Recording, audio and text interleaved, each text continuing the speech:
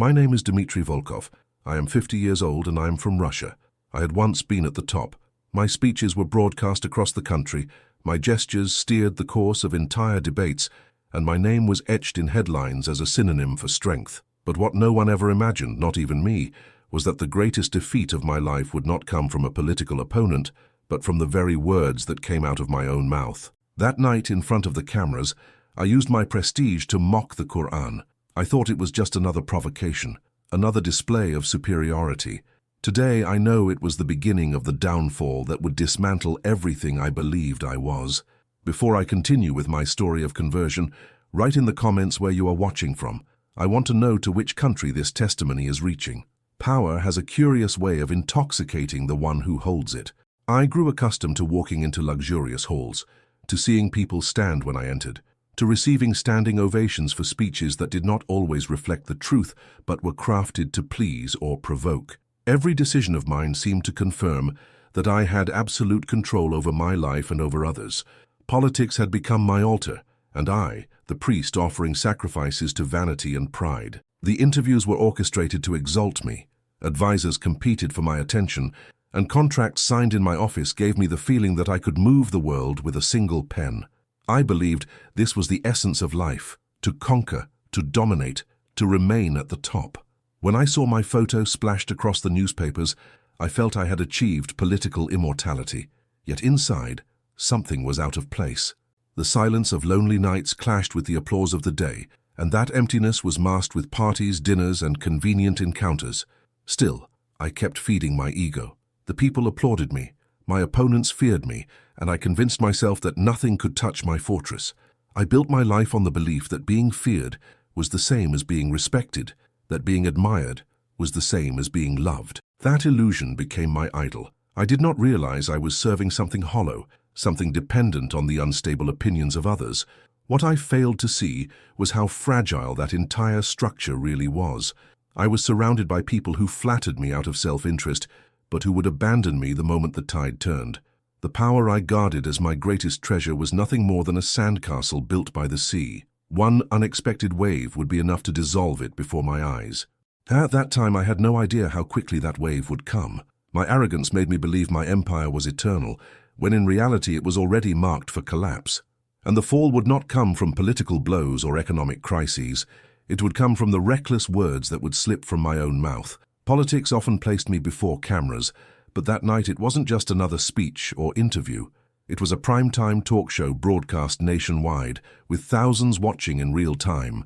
I was used to wielding sharp humor as a weapon, to reinforce my image as a fearless man, someone who bowed to nothing, not even to the faith of others.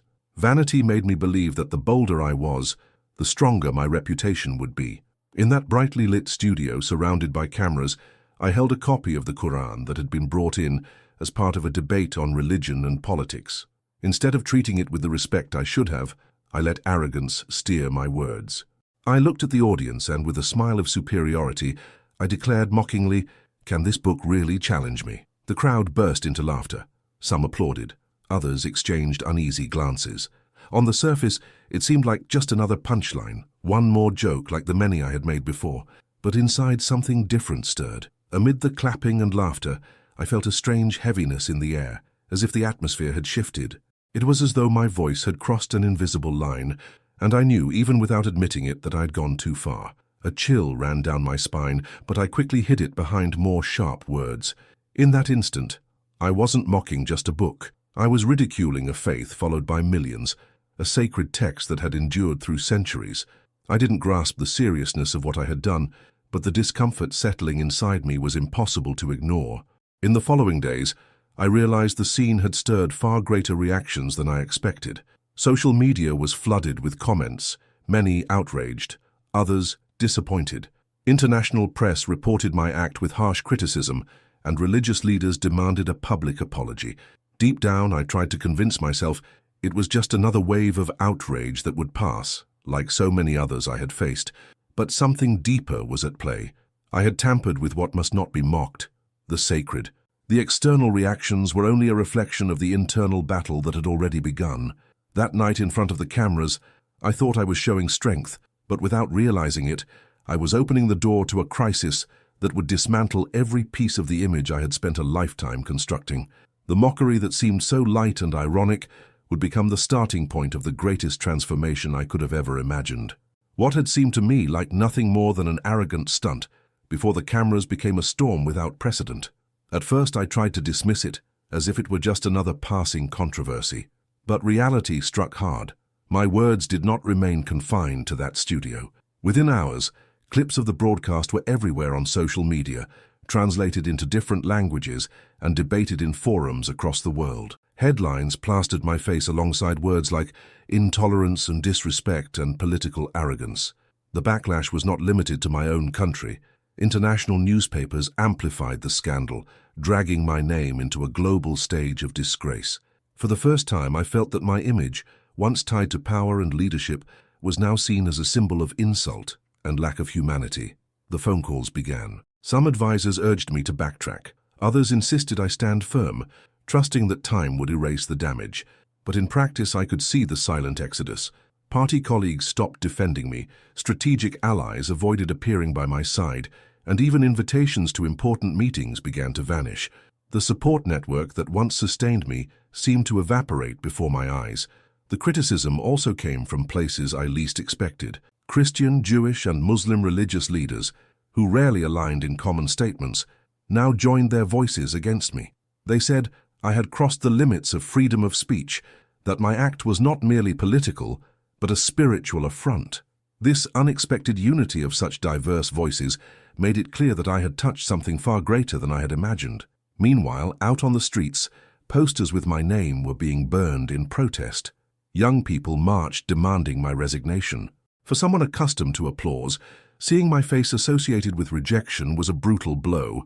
I, who had always prided myself on weighing every word in carefully crafted speeches, was now undone by a phrase thrown out in mockery that had become a weapon against me.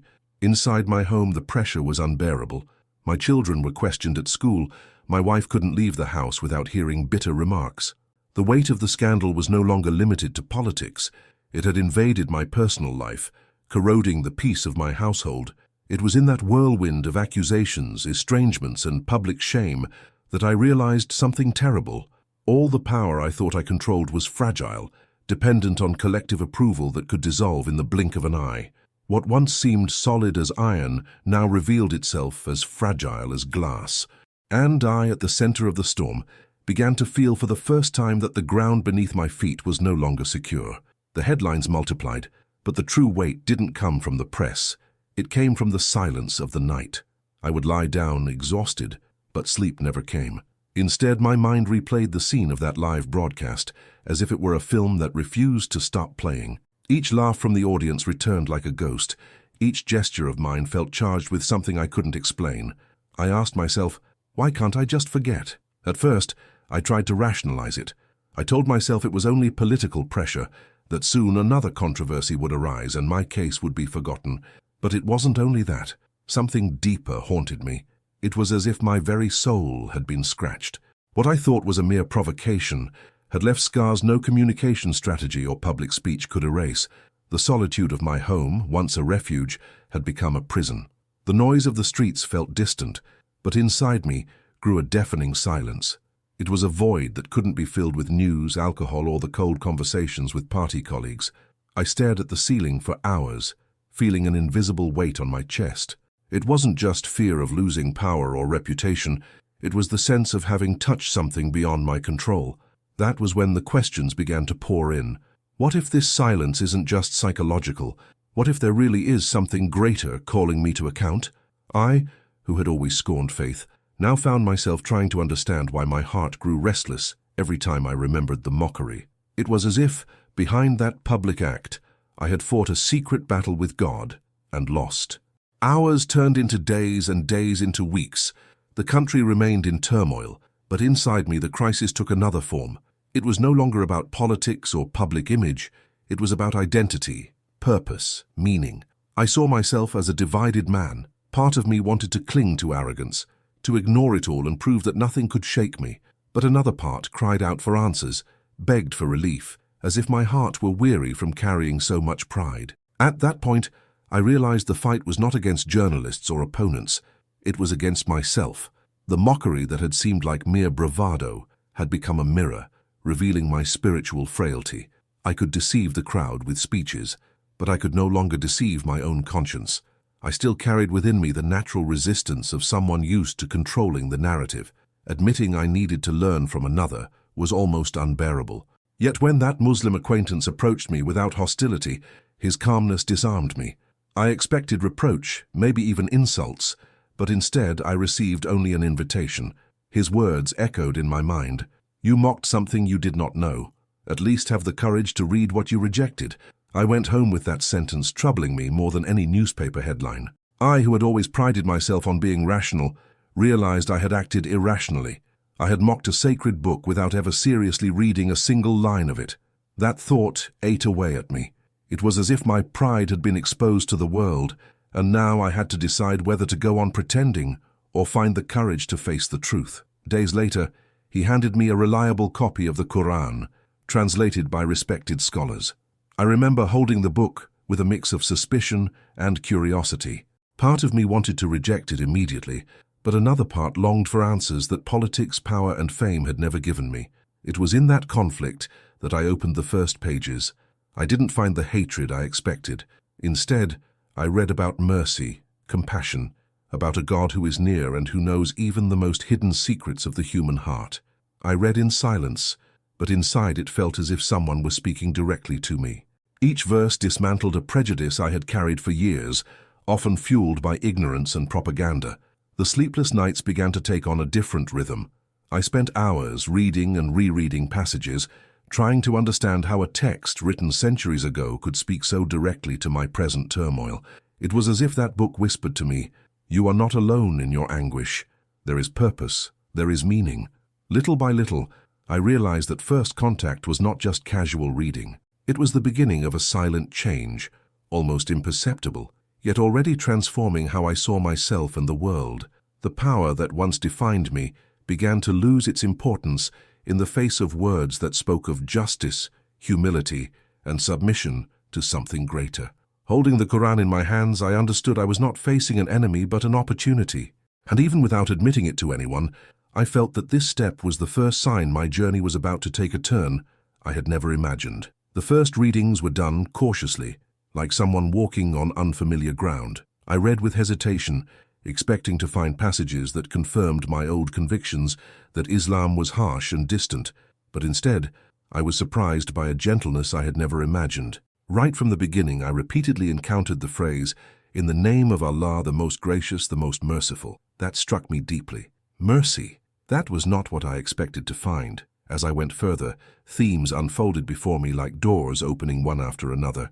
There were passages about the creation of the heavens and the earth, inviting the reader to look at the universe not merely as a visual spectacle, but as a sign of the existence of a wise creator. I, who had so often used power as a stage, began to feel small in the face of the greatness described there. It was as though every star in the sky, every tree, every detail of nature pointed me towards something I had always ignored. Verses about justice caught my attention even more. The Quran spoke of fairness, of caring for the weak, of respecting orphans, of not exploiting those in need.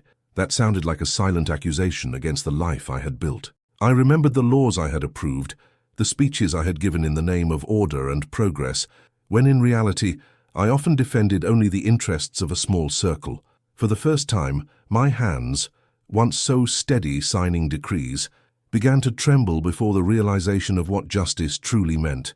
The deepest point, however, was the question of purpose. The book stated clearly that life was not an accident, that we did not exist by chance. We were created to worship and serve God, living with responsibility and compassion. This idea shook me in a way nothing else ever had. I, who had searched for meaning in power, politics, and public recognition, began to realize that all of it was sand slipping through my fingers. Each night of reading broke something inside me. The arrogance I had carried like armor began to shatter. I saw myself before a spiritual mirror that revealed not the image of a powerful politician, but of a fragile man, empty and in need of redemption. These verses not only disarmed me, but brought me to my knees before a reality I had until then refused to accept. I was sovereign over nothing. There was a Lord above me, and it was before him that my life needed to align. As my readings deepened, the weight of the reactions around me also grew exponentially. It was no longer only about politics or headlines. Now it was profoundly personal, touching the most intimate fibers of the relationships I had built over decades. My wife looked at me with growing suspicion, her eyes reflecting a mixture of confusion and disappointment that broke my heart. Conversations that once flowed naturally between us became tense, punctuated by silences heavy with mutual incomprehension. My children avoided the subject with almost surgical skill, quickly diverting the focus whenever I tried to share my discoveries or explain the changes I was undergoing. The reaction of the extended family was even more brutal. Some relatives openly said I was betraying our ancestral roots, denying centuries of family and cultural tradition that had defined us as a group. Cousins who grew up with me, uncles who watched me take my first steps in politics, now looked at me as if I were a dangerous stranger. Family gatherings, once warm celebrations of unity and belonging, turned into minefields where every word had to be weighed carefully. What for me represented a genuine path of inner discovery and spiritual growth, to them sounded like a fundamental betrayal of the values that had united us for generations. It was as though I were breaking an unwritten sacred pact, abandoning a legacy that transcended merely personal matters. The pain of this family misunderstanding created deep wounds that bled silently at every gathering, every reproachful glance, every whispered remark hidden between the lines of conversations. Close colleagues who once eagerly sought my company and flattered every word I spoke began to distance themselves with calculated coldness. In the corridors of power, I felt sideways glances like invisible daggers, whispered conversations that abruptly ended when I walked past. The political environment, which had been my second home for so many years, had become hostile and alienating. They called me unstable, a lost man who had succumbed to public pressure, a finished politician desperate for a new narrative to resurrect a ruined career.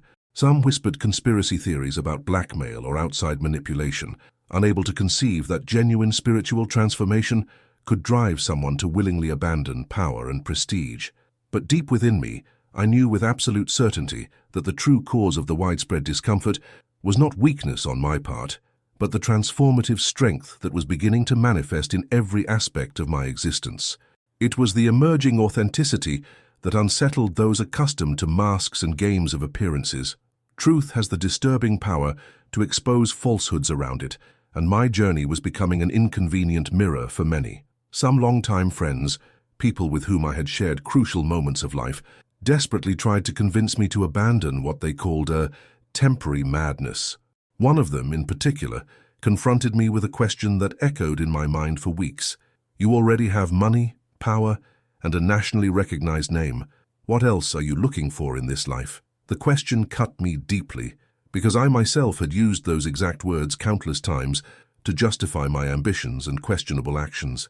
But now, coming from someone else, those words sounded completely hollow, like empty promises that cannot sustain anyone against the existential loneliness of the soul. I realized then how superficial my previous understanding of what truly matters in human existence had been.